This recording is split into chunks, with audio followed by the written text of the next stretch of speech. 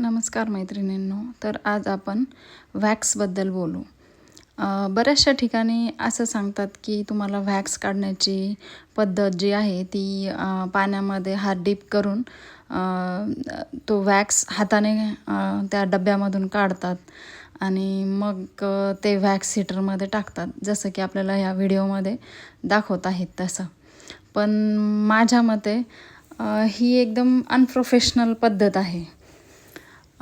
तर त्याबद्दल तुम्हाला काय वाटतं हे मला एकदा कमेंट करा. आणि मी स्पॅच्युलाच्या साहाय्याने, जसं की आपल्याला व्हिडिओमध्ये दिसत आहे त्या पद्धतीने मी वॅक्स माझ्या पार्लरमध्ये तरी अशा पद्धतीने काढते.